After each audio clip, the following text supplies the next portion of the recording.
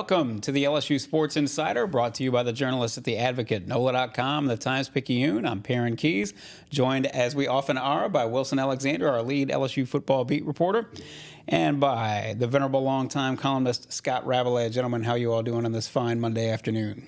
Good. Enjoying the weather and trying to finish up Christmas shopping and all sorts of other things at once, while also, keeping up with everything that's going on with LSU. I wonder, I'm sorry, Rab, but I wonder if maybe Kim Mulkey had a little Christmas shopping she had to knock out. Maybe that's why she wanted to leave early, duck out of the PMAC early on Sunday. She had a couple more things on her list she had to get to. So we will get into Kim Mulkey's early exit from LSU's game against Northwestern State on Sunday afternoon.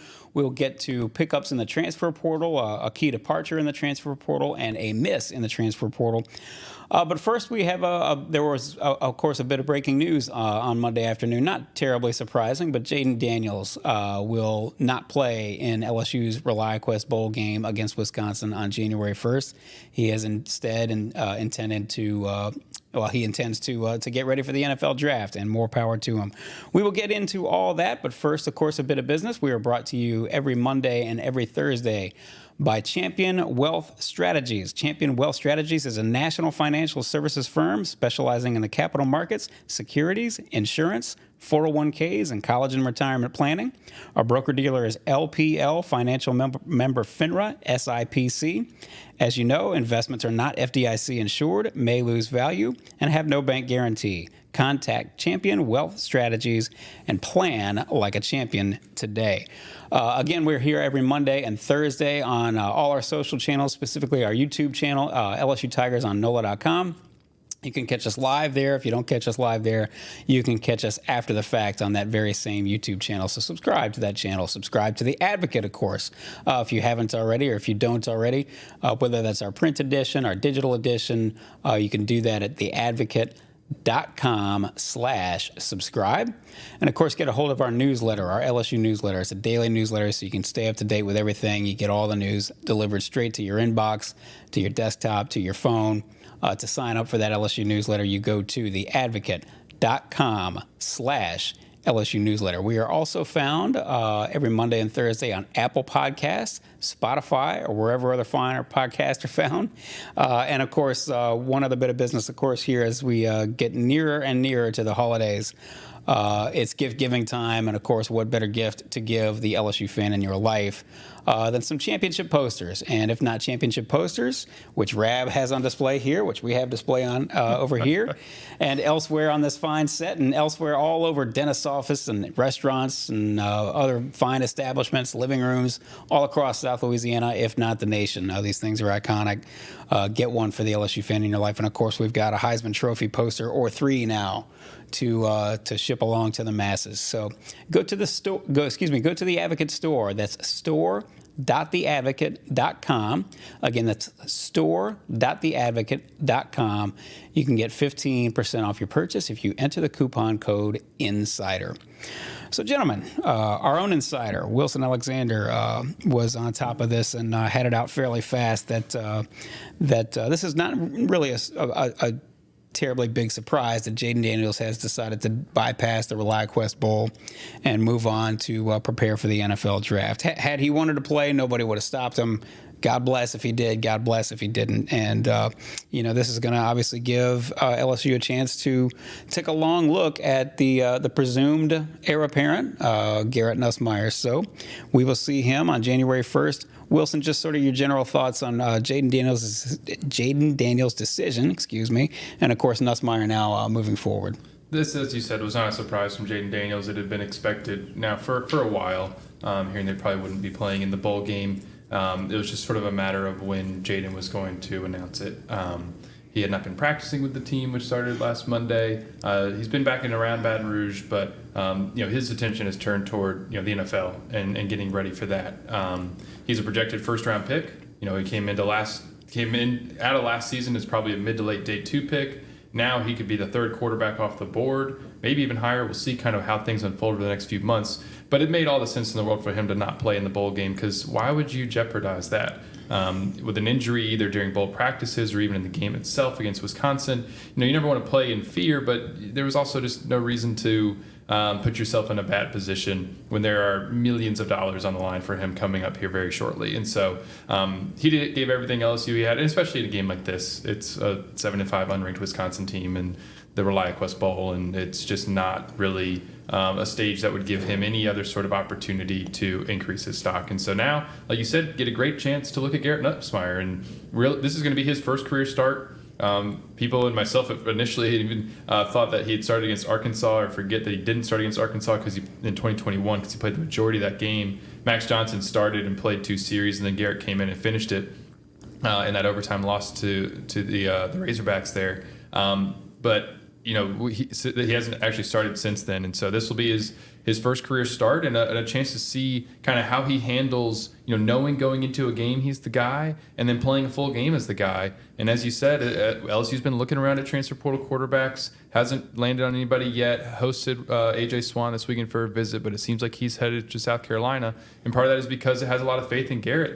The guys looking at LSU know that LSU has a lot of faith in him, and that they're not just going to be guaranteed a job. And so this is going to be the first chance to really see what that faith looks like and how Garrett can do. Rab, you had made mention on several previous podcasts that you would have liked to see Jayden play one more game, if for no other reason than just to be a little selfish. You're a football fan. You want to see this guy play one more time. And, maybe the traditionalist in you would like to see every player sort of close out things. But I don't. I mean, let's be adults. This is not how it works in modern college football. Malik Murphy, for crying out loud, the number 2 quarterback in Texas, decided to enter the transfer portal, and his team is in the playoffs. So that makes room for Arch Manning, obviously, to be the main backup in Texas. And just your thoughts about Jayden, and if you want to cap his career a little bit, for that matter, and not to mention, the potential benefits for having Garrett Nussmeier start on January 1st. Yeah, as a sports fan, I wanted to see Jayden Daniels play for LSU one more time, to see him throw one of those deep passes that he just got so good at throwing, or take off on one of those long runs. This is a decision where you go from being a teammate to thinking about yourself. You're putting yourself first. And it's understandable. Football is a very rough business, and he's going into a very rough profession, and you wish him the best. And you get one shot at this, right? You don't get a do-over in professional sports. And as Wilson alluded, his draft stock has shot up so much. He's got a potential to make a huge signing bonus and be a person that a team maybe builds their rebuilding hopes around, or something like that. So it's a big deal. But the realist in me says this is actually what's better for LSU.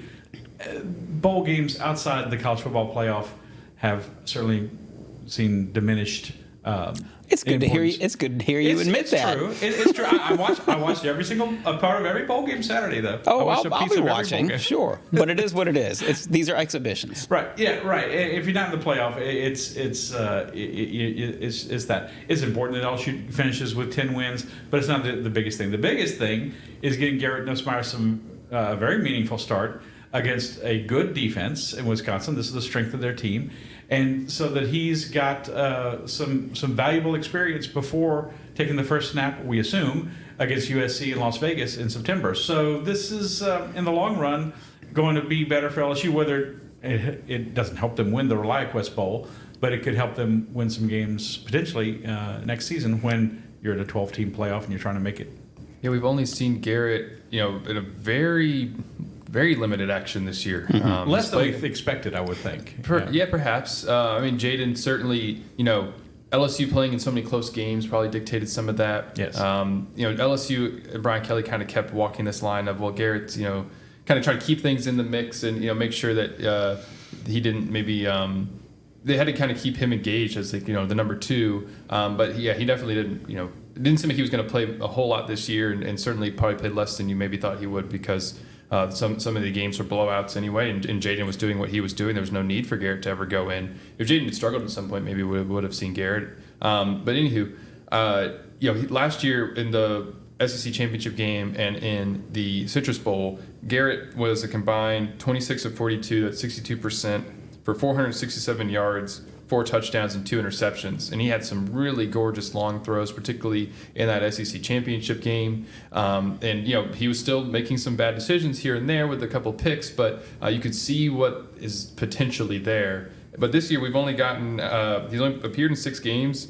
He's 17 of 33 for 196 yards, 1 touchdown, and no picks. He's never really had a chance to do a whole lot. I mean, we saw him at the end of the Alabama game, but that was a very strange circumstance. Right. Getting tossed in there. Sort of same thing very briefly against Missouri. Right. He just got thrown in for a second, and it was a bad snap, and so he was sort of put at a disadvantage. And so now, as Rab said, and as we've been saying, we get a chance to see it, and LSU gets a full chance to evaluate exactly what he can do in a game like this, and have a much better idea of what that quarterback room looks like going into the offseason.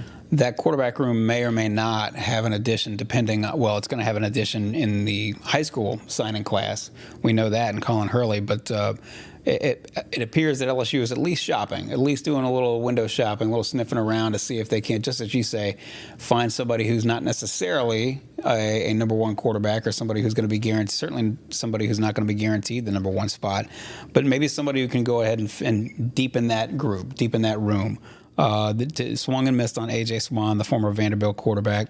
They did have two additions, not a quarterback, but two other areas of need. And one, of course, is Xavier Thomas, a wide receiver from Mississippi State. The other is safety Jayden Gilbert from Texas A&M. Both have Louisiana ties, and we've discussed both of these young men on this podcast before. But Wilson, now that they're actually in the fold, if you just want to give a quick rundown on each of these players, what they give. Yeah, absolutely. And one note about AJ, I mean, that's the thing, like what we're saying with LSU and what it can kind of offer a transfer portal quarterback is it can't offer you the world. Right. And it's not going to go out there and say, here's a bunch of NIL money, and it's not going to say, here's a starting job. Florida State can go after Cam Ward because Jordan Travis is gone. Exactly. Jayden Daniels is gone from LSU, but there's somebody who's most certainly waiting in the wings who they think they've been very high on from the start. Exactly. And so, like, with AJ, like him going to South Carolina, he's got a probably much better chance to start there. And AJ hasn't come out and said that officially, but that's what reports are, that he's expected to do that. And so when you see like kind of who else he's been evaluating at quarterback and linked to so far at quarterback and then portal, it's none of the like big names for that very reason. And so, you say swung and missed on AJ, and I guess you can't say that because like they had him in on a visit this weekend, and it looks like he's going elsewhere. But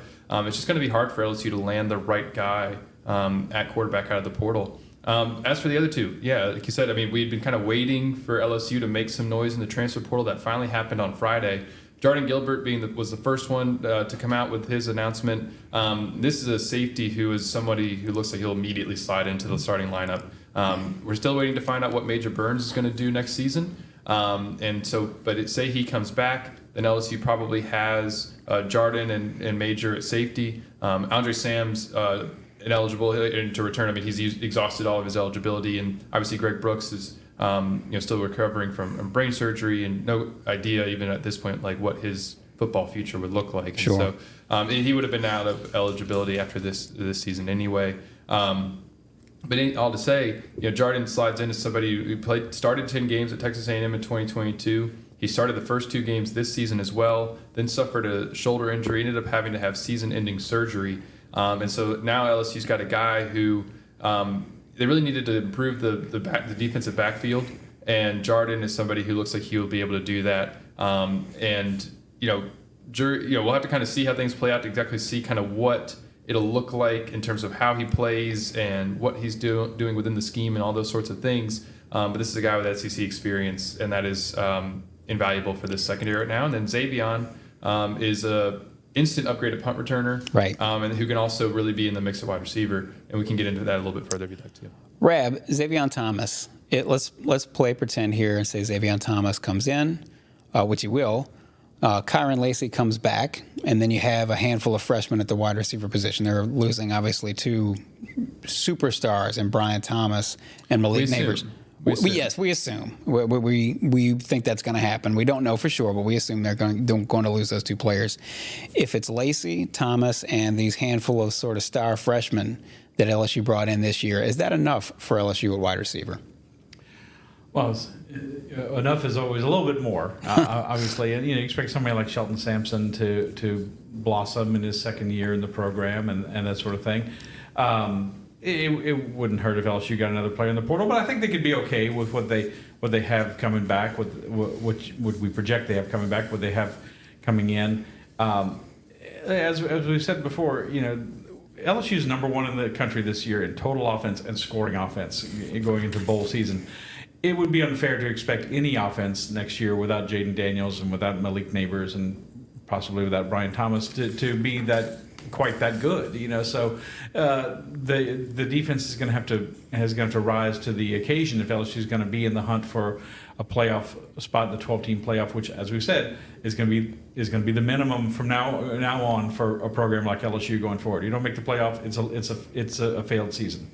So they could use another body, sure, but I mean I think they got a lot to work with, and having seen the development that we've had with the wide receivers, particularly Brian Thomas this year, how he shot up into, I don't think going into the season we talked about Brian Thomas as someone we thought, maybe he won't come back. It was, and it was all with him. It was all, is he going to take that next step into being a true, number two, but not even just number two, somebody who can fully share the load and be a proven SEC wide receiver. He had never gone over 400 yards in back-to-back seasons. He was in the 300s, if I'm remembering correctly. Or he was in the 400s, I think, over 5. I think he was in the 300s and never went over 4. And so, it was all about, can he take that next step and become that, that asset, and he did. And he stepped into a role where he was flirted with being one of the 3 finalists for the Blitnikoff Award. He was a semifinalist. Yeah, I mean, he made the final 10. So pretty impressive stuff. So you got to give them some credit on the LSU offensive coaching side that they can develop these guys and make them a credible force next year, if not quite what they've had in 2023. But here's why the addition of Xavion is important, and also. If LSU continues to, and probably will continue to look at if there's any other experienced wide receiver who they can bring in, because they've been, I think, evaluating different people and kind of seeing what they might, like, is that we're talking about Brian Thomas's development, and even Malik Neighbors, who took another step after having a 1,000-yard season already as a sophomore, got even better. That all happened as a junior. Mm-hmm. Jamar Chase, Justin Jefferson, their breakouts, really full-on breakouts, juniors. They had a couple years on the field and a couple years of experience. And so when you look at LSU, you got Kyron Lacey, who's had a couple years of experience. So maybe he can have that breakout next year if he comes back. That's kind of what Brian Kelly and LSU is pitching to him. Come back, be the number one, take that next step, increase your draft stock. But there's nobody else who is in that receiver room right now who has even played to the level that Brian Thomas and Malik Neighbors had through their first few seasons. Those freshmen... the only other people with a catch this year, the only receivers, with a catch this year, outside of the main 3, were Chris Hilton and Aaron Anderson. Right. That was it. Right. And none of these freshmen had a catch.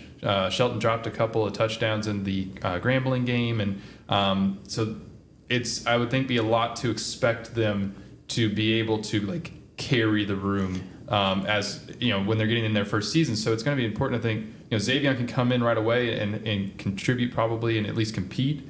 And it might be important to get yet another receiver just to kind of continue to bridge that gap if it's somebody with who they like, because don't just swing in just for the sake of swinging, but who they like, who can kind of give these youngsters time to get on the field, but also time to develop. Right.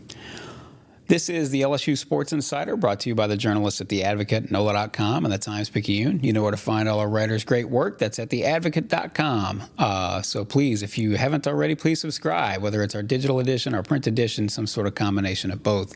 Go to theadvocate.com/subscribe.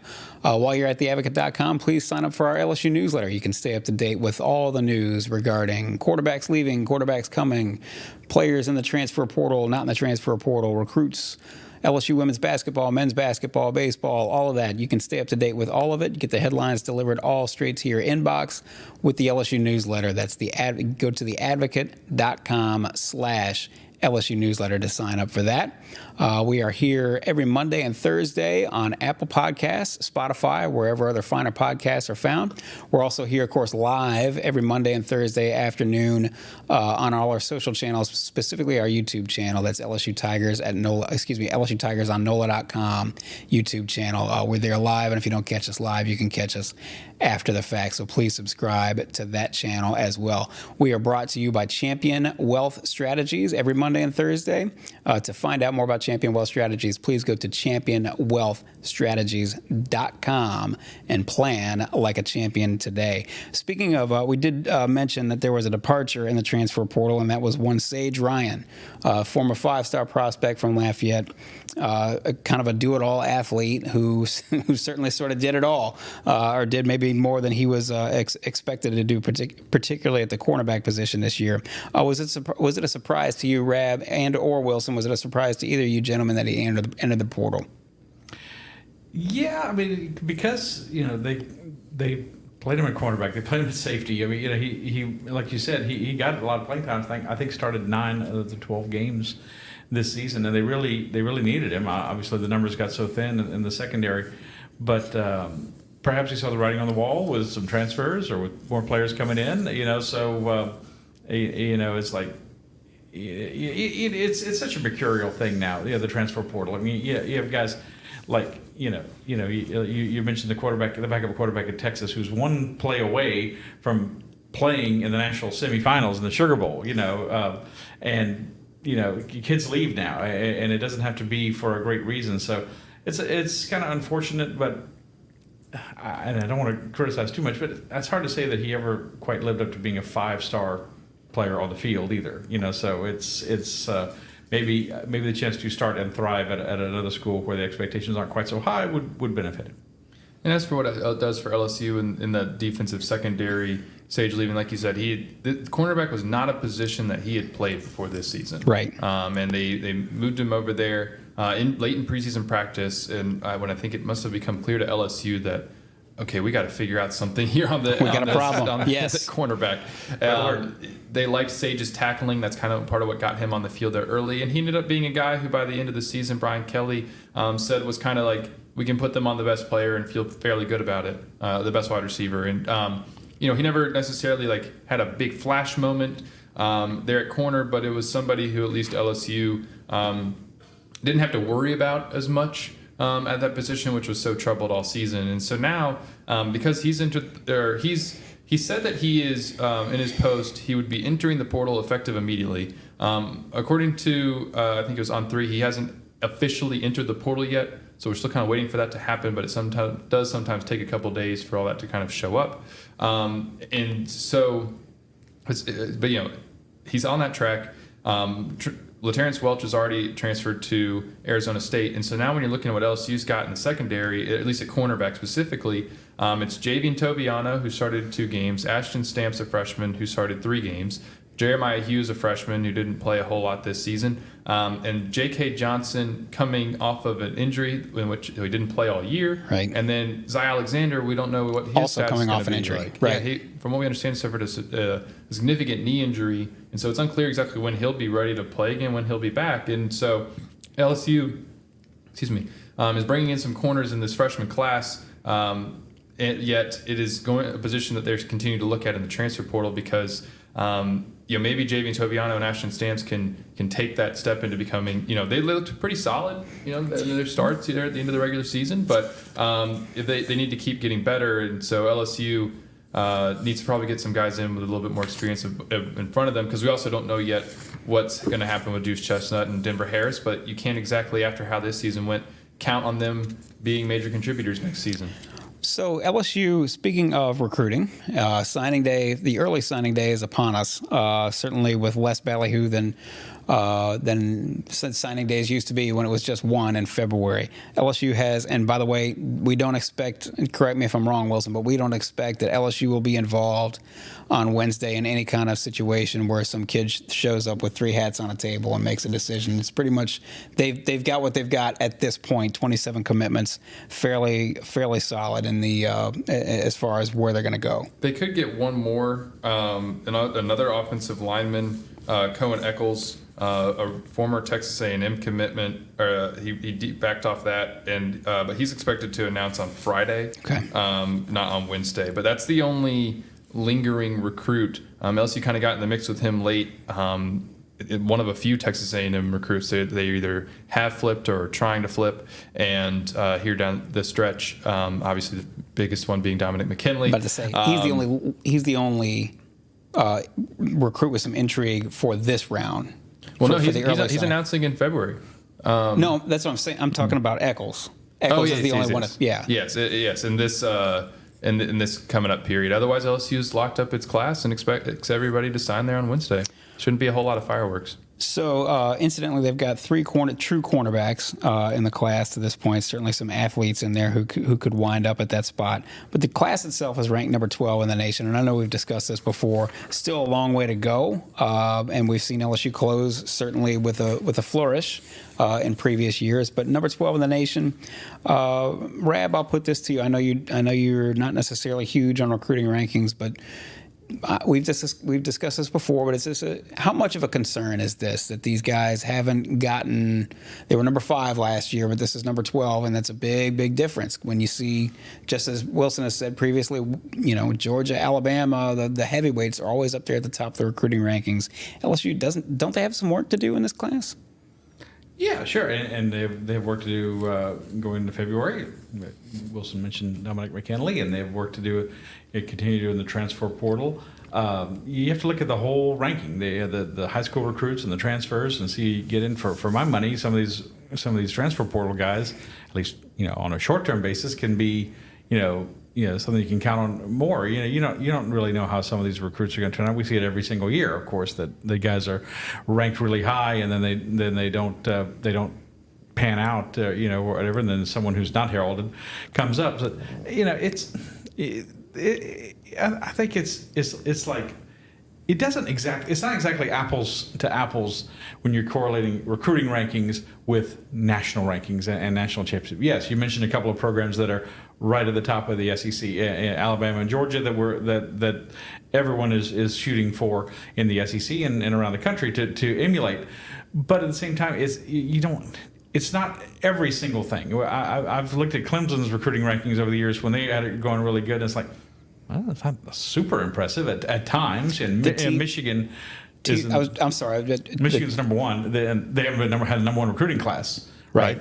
Any of the 4 the team is made up of. I was just going to say that the team that LSU is playing in this ReliaQuest Bowl is sort of famous for never being anywhere, a lot of times not even in the top 25 in terms of recruiting class, Wisconsin, right, and seem to get the most out of what they've got. Virginia Tech for years under Frank Baber was another example, and Washington, who's in the semifinals, was not. I'm sorry, go ahead, Wilson. Well, just by the same token, I mean, those are all programs that LSU isn't necessarily measuring itself against. Correct. When you're measuring yourself against Alabama and against Georgia and against these other SEC teams, where recruiting matters a great deal, that it always will, and so it is a mild concern that they're number 12. But I think we kind of got to wait to see how the dust settles. Right. If they can finish with Dominic McKinley and Terry Bussey, the 5-star athlete, and flip those two from Texas A&M between now and February when they sign, this class's ranking will go up a little bit, and they'll have a really,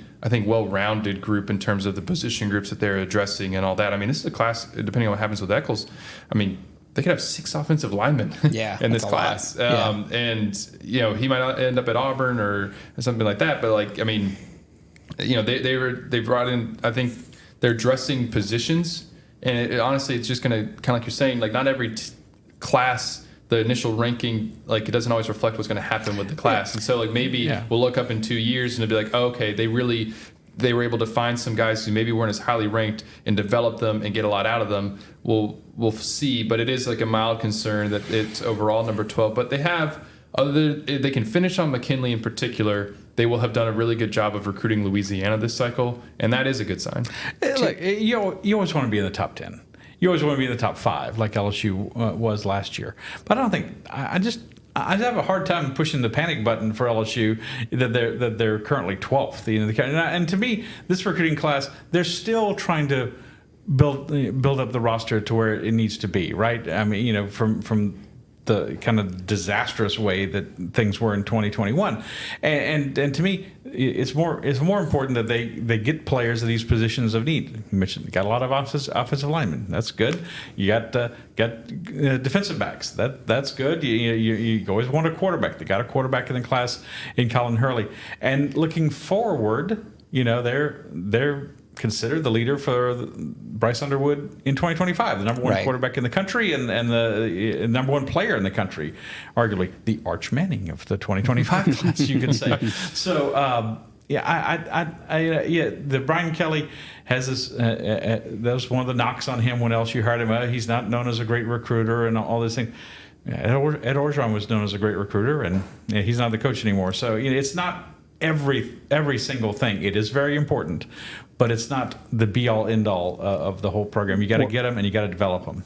Worth noting that 2 years ago, right now as we spoke at this time, Harold Perkins was a Texas A&M commitment. And, of course, Brian Kelly could not address specific recruits at that point, but he said, hey, in so many words, everybody's just keep waiting, hang on, and then sure enough, in February, he flips, he comes to LSU, and the rest is history. That was certainly a huge pickup in his first class.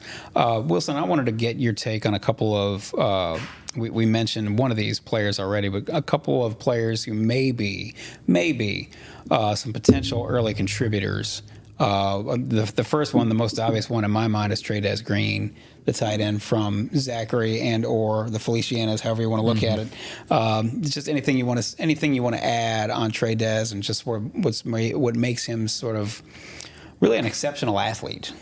I mean, he can jump out the gym. I mean, he's has a basketball background and can kind of go. This guy can go above the rim. He's like 6'6", and so that's already on just by itself a very intriguing kind of prospect to come into the class because LSU. Now, when you start to look at the tight end room, has gotten pretty strong. I mean, Trey'Dez is, it depends on where you look, but is basically one of the top 2 tight ends in the country. And so you bring him in. You've got Mason Taylor, who's going to be a junior. Didn't have a great sophomore season, but we know what he has done as a freshman. And he should be able, especially in this whole year, he was dealing with an ankle injury pretty much all season. And so, maybe he's still your starter. You got Mark Way coming back. You've got Kamorian Pimpton, who we saw him his catch radius many times in preseason camp, and he had to continue to develop. But he looks the part. If he can continue to develop into a point where, as a sophomore, he is kind of ready to play, Trey'Dez, might have a fight on his hands to get on the field early, but he's the kind of prospect who you think could contribute in some ways, particularly as a receiver up the seam in the red zone. So we'll kind of see once he gets on campus and kind of how they're using him, what that continues to look like. But I mean, he's even if he doesn't contribute right away as a freshman, he's someone who I think we will see have a significant impact at LSU-wise there. And we do know that throughout the course of his coaching career, Brian Kelly and Mike Denbrock, for that matter, have put a premium on finding a way to find great tight ends, develop great tight ends, and utilize them to the best of their ability. Another player I wanted to mention was Deshaun McBride, safety from Denham Springs. Yeah, he's the word safety is frankly part of what is so important about that LSU signed him. It's another local guy, like we said. LSU, other than the fact that they hadn't gotten Dominic McKinley and they didn't get Wardell Mack, has recruited Louisiana pretty well in this cycle.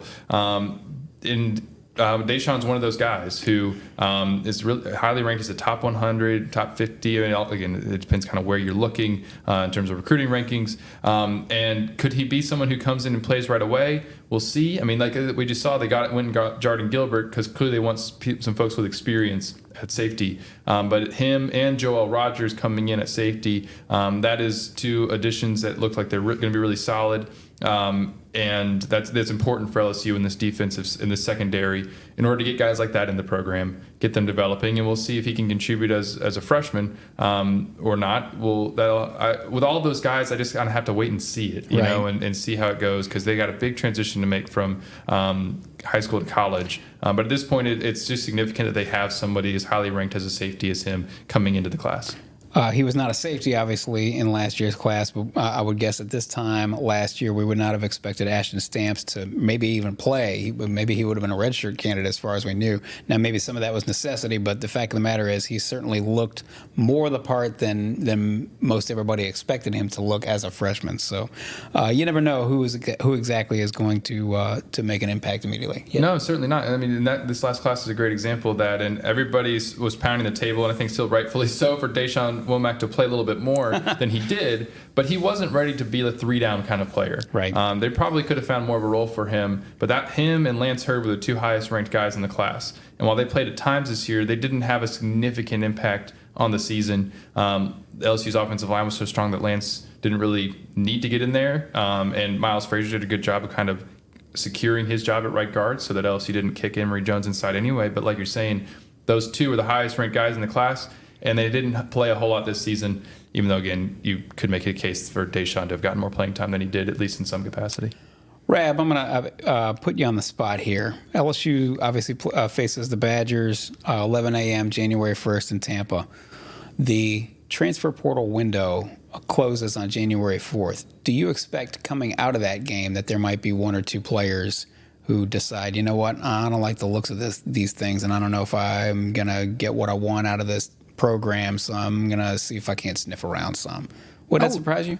No, it wouldn't. I mean, that's very late in the game, but yeah, there's always going to be somebody, and how they do in the bowl game or not, or they play, whatever might tip the scales, in that regard. So, no, it wouldn't surprise me. This has become such a volatile thing, with the transfer portal. It doesn't take much to send someone packing or have someone join your program. So, no, that wouldn't surprise me at all if there was still a couple of moves in that regard. Especially because you just have to enter by that date. You don't have to have your new school yet. Right. So, one last thing before we get out of here. I think we'd be remiss if we did not mention, Rab, you were in the PMAC on Sunday. Kim Mulkey, as I said, she must have decided maybe she was just bored by what she saw. LSU was so dominant against Northwestern State. She realized she had to go get a couple of extra crates of eggnog for the Christmas party she had going on. She had to duck out early. Were you surprised by Kim Mulkey getting ejected for a double tech there in the second half? I'm surprised it was her first ejection as LSU's coach. We were talking about this. Of course, we're all abuzz people at the game, and I was talking to another sports writer, remembering how she said at the SEC tournament, her first season in 2022, she was trying to get thrown out of the game against Kentucky, and when they lost, and she's like, the guy just wouldn't throw me out.